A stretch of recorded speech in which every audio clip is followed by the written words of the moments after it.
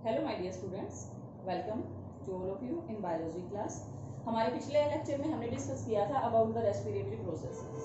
हमने डिस्कस किया था कि किस तरीके से ह्यूमन के अंदर जो रेस्पिरेशन की प्रोसेस है वो हैपन होती है, कहाँ पर किस तरीके से फूड के ऊपर क्या एक्शन होता है। और उसी के साथ हमने डिस्कस किया था कि for the process of respiration oxygen is requirement, it is mandatory. उसके बिना जो रेस्पिरेशन की प्रोसेस है वो अकर नहीं होगी। तो अब यहाँ पर जो मेन थिंग है, what is that, the main thing is this कि वो ऑक्सीजन बॉडी के अंदर एंटर कैसे करेगी। तो इसके बारे में भी मैंने आपको बताया था कि जो ऑक्सीजन है that enters through the process of breathing through our respiratory system. एक प्रोसेस होती है breathing, the intake of oxygen and release of carbon dioxide. जिस प्रोसेस से ऑक्सीजन हमारी बॉडी के अंदर जाती है और कार्बन डाइऑक्साइड बॉडी से बाहर आती है, तो उस प्रोसेस को हम बोलते हैं ब्रीदिंग। ब्रीदिंग के पॉइंट्स हम यहाँ पर कुछ डिस्कस करेंगे, लेकिन उससे पहले मैंने आपको ऑर्गन्स बताए थे, ऑर्गन्स ऑफ रेस्पिरेटरी सिस्टम, और मैंने बोला था कि नेक्स्ट लेक्चर में हम डायग्राम के साथ डिस्कस करेंगे। तो today I am here with you with diagram. So यहाँ पर क्या है कि डायग्राम आपके सामने है रेस्पिरेटरी सिस्टम का, लेकिन ये अभी वेल ड्रॉन नहीं है। इसको अभी डिस्कस करते हैं आपके साथ, उसके बाद हम हर एक ऑर्गन के पर्टिकुलर फंक्शन डिस्कस करेंगे और पूरी ब्रीदिंग की जो प्रोसेस है वो डिस्कस करेंगे। So if I talk about the respiratory system, तो रेस्पिरेटरी की शुरुआत कहाँ से होती है सिस्टम की। जो हमारी कैविटीज हैं, we are having two cavity, one is our nasal cavity and second one is our buccal cavity. तो जो नसल कैविटी है वहां से एयर अंदर एंटर करती है। तो एक्सटर्नल जो पार्ट है हमारे रेस्पिरेटरी सिस्टम का दैट इज नोज। जो नसल है या नोस्ट्रिल्स हैं या नोज है वो हमारे रेस्पिरेटरी सिस्टम का सबसे पहला पार्ट है। आफ्टर द नसल कैविटी और द नोस्ट्रिल्स जो सेकंड पार्ट हमारा आता है, यहाँ पर ये है epiglottis, it is epiglottis.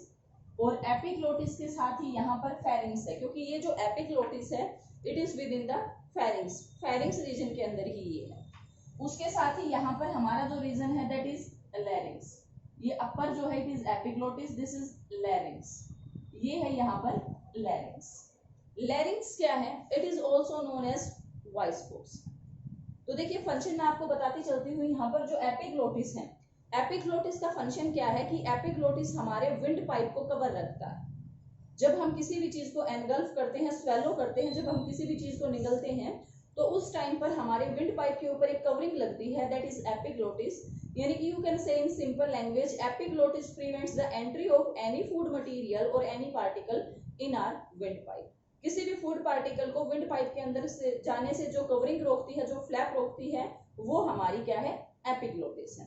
Epiglottis के बाद यहाँ पर लैरिंग्स, जिसको हम बोलते हैं voice box, it is also known as voice box. यहाँ पर एयर इफेक्ट के कारण ही जो साउंड है वो क्रिएट होती है। अब इसके बाद जो नेक्स्ट पार्ट है हमारा दैट इज ट्रैकिया। लेकिन ये जो ट्रैकिया है ये जैसा ड्रॉ किया है ये वैसा नहीं होता, इसके ऊपर कुछ पर्टिकुलर रिंग्स होती हैं इस तरीके से, द रिंग्स आर हियर, इस तरीके से रिंग्स होती हैं, रिंग्स ऐसे। तो ये जो रिंग्स होती हैं इनका फंक्शन क्या है और इन रिंग्स को हम क्या बोलते हैं, these rings are known as cartilaginous rings. Cartilaginous, why are we saying cartilaginous, because these are made up of cartilages. Cartilages क्या होते हैं, कनेक्टिव टिश्यू हैं जो कि बोन से सॉफ्ट होते हैं और बोन से ज्यादा फ्लेक्सिबल होते हैं। बोन तो हार्ड और रिजिड है, लेकिन कार्टिलेज क्या है, दीज आर वेरी फ्लेक्सिबल। तो कार्टिलेजिनस रिंग्स होती हैं, ये क्या काम करती हैं, जब हमारे विंड पाइप के अंदर एयर नहीं होती, अगर हमारा विंड पाइप इस तरीके से स्ट्रेट होता, तो जब इसके अंदर एयर नहीं होती तो ये कोलैप्स कर जाता, सिकुड़ जाता। लेकिन अगर इसके ऊपर रिंग्स लगी हुई हैं तो ये रिंग्स क्या करती हैं, ये इसको कोलैप्सिंग से बचाती हैं। जब विंड पाइप के अंदर एयर नहीं होती तो उस टाइम भी हमारा विंड पाइप इरेक्ट पोजीशन में रहता है, सीधा रहता है, सिकुड़ता नहीं है। So this is because of cartilaginous rings. ये कार्टिलेजिनस रिंग्स के कारण ऐसा होता है। अब इसके बाद नेक्स्ट, जब ये हमारा जो ट्रैकिया है wind pipe, another name for the trachea is wind pipe, जब ये दो पार्ट्स के अंदर डिवाइड हो जाता है, one is the right part and second one is the left part, जब ये दो पार्ट्स के अंदर डिवाइड हो जाता है तो इसका नाम बदल जाता है and here the name is bronchi. जब लेफ्ट और राइट टू पार्ट्स के अंदर डिवाइड हो गया तो अब ये ट्रैकिया हमारा क्या कहलाता है, ब्रोंकाई। अब इसका नाम ही बदल गया, ये ब्रोंकाई कहलाया। अब ये जो ब्रोंकाई है, these enter into next structure and the next structure is our lungs. हमारे रेस्पिरेटरी सिस्टम का सबसे ज्यादा इंपॉर्टेंट जो पार्ट है दैट इज आर लंग्स। हमारे रेस्पिरेटरी सिस्टम के अंदर 2 लंग्स होते हैं, वी आर हैविंग 2 लंग्स। आप यहाँ पर दोनों लंग्स के स्ट्रक्चर देख पा रहे हैं, दोनों के अंदर ब्रोंकाई एंटर करते हैं। ब्रोंकाई जो होते हैं वो फर्दर फिर से डिफरेंशिएट हो जाते हैं, इस तरीके से यूं डिफरेंशिएट होते हैं ये आगे चलकर, इस तरीके से इनका डिफरेंशिएशन चलता रहता है। और ब्रोंकाई के बाद जो ये फर्दर ब्रांचेज बन गई हैं इनको बोलते हैं ब्रोंकियोल्स। दीज आर ब्रोंकियोल्स, ये ब्रोंकियोल्स हैं। और हर एक ब्रोंकियोल के एंड के ऊपर इस तरीके से स्ट्रक्चर्स होती हैं लाइक दिस। यहाँ पर दोनों लंग्स के अंदर इसी तरीके से स्ट्रक्चर पाई जाती हैं लाइक दिस। ये जो स्ट्रक्चर होती है this is known as alveoli. This is just like balloon और you can say a bunch of grapes. जैसे बलून होता है या अंगूर का गुच्छा होता है, बंच ऑफ ग्रेप्स, वैसी ही स्ट्रक्चर हर एक ब्रोंकियोल के एंड पॉइंट पर मिलती है। और within our lung we are having millions of alveoli, हमारे पास बहुत ज्यादा जो है वो एल्वियोली यहाँ पर होती है। तो अब देखिए we are having 2 lungs, this is right lung and this is left lung. तो यहाँ पर आप देखेंगे कि हमारा जो राइट लंग है वो लेफ्ट के कंपैरिजन में थोड़ा सा साइज में छोटा है। अगर थोड़ा सा डीपली बताऊं तो हमारा जो राइट लंग होता है इट इज 3 लोब, ये 3 लोब का बना हुआ होता है। लेकिन जो लेफ्ट होता है इट इज 2 लोब, इसके अंदर बस 2 ही लोब होती है। अब देखिए साइज के छोटा बड़ा होने के पीछे कारण क्या है। ये जो सेंटर में आपको रेड कलर की स्ट्रक्चर जो दिखाई दे रही है दिस इज आवर हार्ट, ये हमारा हार्ट है। इसका मतलब हमारा जो हार्ट है that is located in between our lungs.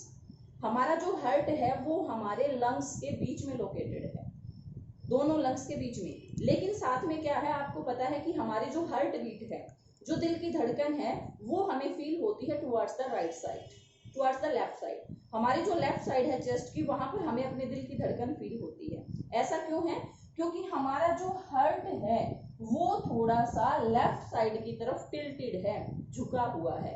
कोई भी स्ट्रक्चर है, एक तो कोई स्ट्रक्चर इस तरीके से सीधी है, लेकिन कोई स्ट्रक्चर एक इस तरीके से टेढ़ी हो गई, तो यहाँ वाला पोर्शन इसने ज्यादा ऑक्युपाई कर लिया है। तो हमारा जो लेफ्ट लंग है उसका छोटा होने का कारण है the tilting of heart towards the left side. Left side की तरफ हमारा जो हार्ट है वो टिल्टेड है। अब नीचे ये हमारे लंग्स हैं, इन्हीं के ठीक नीचे डायफ्राम, दिस इज डायफ्राम। ये नेक्स्ट स्ट्रक्चर है हमारे रेस्पिरेटरी सिस्टम की। डायफ्राम का फंक्शन क्या है, अब देखिए यहाँ पर ये जो कैविटी है जहां पर हमारा जो रेस्पिरेटरी सिस्टम प्रेजेंट है this is located with in the thoracic cavity. इसको बोलते हैं थोरेसिक कैविटी। जहां पर हमारे फेफड़े हैं, हमारा विंड पाइप है, यहाँ तक की स्ट्रक्चर को हम बोलते हैं थोरेसिक कैविटी। और जहां पर डायफ्राम होता है इससे नीचे ये हमारा बोला जाता है abdominal cavity. Abdominal cavity, you can से कि जो डायफ्राम होता है it separates the thoracic cavity from the abdominal cavity. Thoracic cavity और एब्डोमिनल कैविटी के बीच में जो एक लाइन ऑफ सेपरेशन है that is shown by diaphragm. ये डायफ्राम दिखाता है लाइन ऑफ सेपरेशन, दोनों जो कैविटीज हैं उनको सेपरेट करता है। अब यहाँ पर देखिए आपने पढ़ा कि लंग्स हैं वो भी बहुत ज्यादा डेलिकेट हैं, हार्ट जो है वो भी बहुत ज्यादा डेलिकेट है। तो हमारे जो हार्ट हैं, जो लंग्स हैं, ये इतने डेलिकेट ऑर्गन हैं कि अगर बाहर से कोई एक्सटर्नल प्रेशर इनके ऊपर आएगा तो इनको इंजरी हो सकती है। तो इनको एक्सटर्नल इंजरी से बचाने के लिए जो हमारे लंग्स और हार्ट हैं they are covered by a rib cage. एक पिंजरा है रिब्स का बना हुआ, और रिब्स क्या है, छोटी छोटी हड्डियां हैं। तो जो रिब्स होती हैं वो प्रेजेंट होती हैं ऑल ओवर द लंग्स, इस तरीके से लाइक दिस। इस तरीके से जो रिब्स होती हैं वो प्रेजेंट होती हैं हमारे लंग्स के ऊपर। अगर यहाँ पर रिब्स के बारे में मैं आपको बताऊं तो इस तरीके की अरेंजमेंट होती है रिब्स की, लाइक दिस। ये अरेंजमेंट है, ये हमारी रिब्स हैं। We are having 12 pairs of ribs. हमारे पास 12 जोड़े होते हैं रिब्स के, 12 पेयर्स ऑफ रिब्स। और ये सामने जुड़ी हुई होती है स्टर्नम के साथ, जो हमारी चेस्ट बोन होती है स्टर्नम, उसके साथ सामने से आप फील कर सकते हो अपनी चेस्ट के अंदर, चेस्ट के बीचों बीच एक बोन है, लंबी बोन, जिसको स्टर्नम बोलते हैं। पीछे की तरफ जुड़ी हुई होती है बैकबोन से, जो बैक साइड होती है पीछे की तरफ जुड़ी हुई होती है बैकबोन से। तो हमारी जो रिब्स होती है वो सामने की तरफ स्टर्नम से जुड़ी हुई है, पीछे की तरफ बैकबोन से जुड़ी हुई है, आगे पीछे दोनों साइड जुड़कर एक पिंजरा बना देती है, जिसको बोलते हैं रिब केज, रिब्स का बना हुआ पिंजरा। And this rib cage prevents our lungs and heart from any external injury. और रेस्पिरेशन ब्रीदिंग की प्रोसेस में भी ये बड़ा इंपॉर्टेंट रोल प्ले करते हैं। तो यहाँ पर ये है बेसिकली कि जो स्ट्रक्चर है रेस्पिरेटरी सिस्टम की, उसके अंदर कौन कौन से पार्ट्स हैं, what are the different parts of our respiratory system and what role do they play in the process of respiration, वो अब हम पढ़ेंगे। तो यहाँ पर देखिए हमने बात की ब्रीदिंग की, डायग्राम हमारा हो गया, यही पार्ट जो है वो हमारे प्रेजेंट है रेस्पिरेटरी सिस्टम के अंदर। अब देखिए मैं कहती हूँ ब्रीदिंग, ब्रीदिंग सांस लेना, लेकिन सांस लेना ही नहीं होता, सांस को छोड़ना भी होता है। सो क्या करना है कि ब्रीथ को अंदर भी लेना है और ब्रीथ को बाहर भी छोड़ना है, breathe in and breathe out. तो हमारी जो ब्रीदिंग की प्रोसेस है इसके अंदर दो पॉइंट होते हैं। The first point is inhalation, पहला पॉइंट होता है इनहेलेशन और दूसरा पॉइंट होता है एक्सहेलेशन। अब देखिए दोनों के अंदर डिफरेंस क्या है, inhalation and exhalation. Taking in of air, taking in of air, हवा का रेस्पिरेटरी सिस्टम के अंदर जाना, it is inhalation, and releasing out of air, हवा का बॉडी से बाहर आना, releasing out of air, it is known as exhalation, इसको हम एक्सहेलेशन बोलते हैं। तो देखिए दोनों प्रोसेसेस के अंदर होता क्या है, what happens in the exhalation and what happens in the inhalation, इन दोनों को वन बाय वन हम जानते हैं। बेसिकली 3 पॉइंट हैं और तीनों पॉइंट इनहेलेशन में जैसे हैं उससे ठीक अपोजिट एक्सहेलेशन में है। तो जानते हैं what happens during the process of inhalation, जब हम सांस को अंदर लेते हैं, इनहेल करते हैं, तो क्या होता है, देखिए हमें सांस को अंदर लेना है तो हमें लंग्स के अंदर सरफेस एरिया को बढ़ाना है, ताकि लंग्स के अंदर सरफेस एरिया बढ़ेगा तो लंग्स के अंदर एयर का प्रेशर घटेगा and the air will enter into the lungs.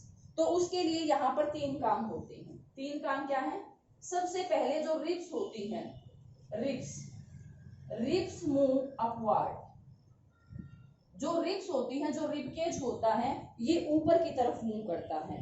जैसे यहाँ पर अभी ये फेफड़े के साथ लंग्स के साथ अटैच है, ऊपर की तरफ जाएगा, तो जो रिब्स हैं वो ऊपर की तरफ मूव करेंगी।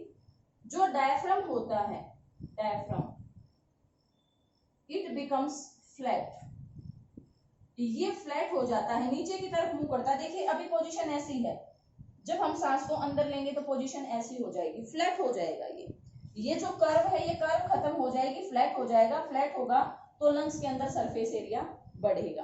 तो देखिए जब रिब्स ऊपर की तरफ जाएगी, डायफ्राम नीचे की तरफ आएगा, तो जो सरफेस एरिया है, surface area in lungs increases, lungs के अंदर सरफेस एरिया इंक्रीज करता है and air enters in lungs, और जो एयर होती है वो लंग्स के अंदर एंटर करती है।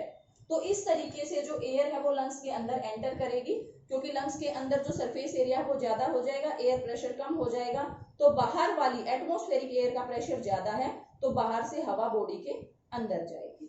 अब देखिए नेक्स्ट क्या है, एक्सहेलेशन, बिल्कुल इसका अपोजिट कर देना आप। एक्सहेलेशन के अंदर, एक्सहेलेशन के अंदर देखिए क्या क्या होगा। यहाँ पर पॉइंट्स की अगर मैं बात करूं, सबसे पहले रिब्स जो है वो मूव करेंगी डाउनवर्ड, पहले ऊपर की तरफ गई थी, अब किधर जाएंगी, नीचे की तरफ, टुवर्ड्स द लंग। रिब्स जो है वो किधर जाती हैं, हमारे लंग्स की तरफ जाती हैं। सेकंड क्या है, जो डायफ्राम होता है,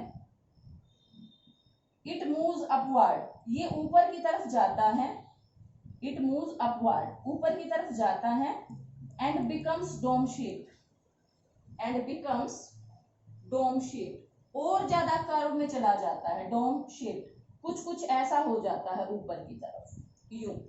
ऊपर की तरफ जाएगा। अब यही अगर और ऊपर की तरफ जाएगा तो कर्व और ज्यादा बढ़ जाएगी।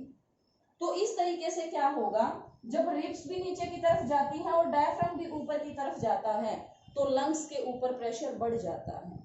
अब लंग्स के ऊपर प्रेशर बढ़ेगा तो सरफेस एरिया कम हो जाएगा, और सरफेस एरिया जब लंग्स के अंदर कम होगा तो एयर विल कम आउट, जो हवा है वो बाहर आएगी। तो इस तरीके से ब्रीदिंग का मैकेनिज्म है इनहेलेशन एंड एक्सहेलेशन। अब देखिए, हवा बॉडी के अंदर गई, हवा बॉडी के बाहर आई, लेकिन इसी बीच एक बड़ा इंपॉर्टेंट फंक्शन यहाँ पर होता है। आई होप आपको समझ में आ गया होगा इनहेलेशन क्या है और एक्सहेलेशन क्या है। तो इन्हीं दोनों के इन बिटवीन क्या हुआ कि हवा का बॉडी से अंदर बाहर जाना ही नहीं है। यहाँ पर एक इंपॉर्टेंट पॉइंट भी है, that is the exchange of gases. कि हमने जो ये बात कही थी कि ऑक्सीजन बॉडी के अंदर जाती है और कार्बन डाइऑक्साइड बॉडी के बाहर आती है, ये काम कब और कहां पर होता है। देखिए, लंग्स के अंदर लास्ट पोजीशन क्या है, एल्वियोली। हमारे लंग्स के अंदर लास्ट पॉइंट होता है एल्वियोली, ये वाला पॉइंट लास्ट बैलून शेप होती है एल्वियोली। और जो एल्वियोली होती है it is surrounded by blood vessel. Alveoli जो है that is surrounded by blood vessel. ये यहाँ पर ब्लड है और ये एल्वियोली है। यहाँ से देखिए एयर इसके अंदर जाएगी, लास्ट पार्ट एल्वियोली के अंदर एयर चली गई, it is having air. Air के अंदर क्या है, सारी चीजें हैं, ऑक्सीजन भी है, CO2 भी है, लेकिन यहाँ पर जो ऑक्सीजन की कंसंट्रेशन है वो ज्यादा है।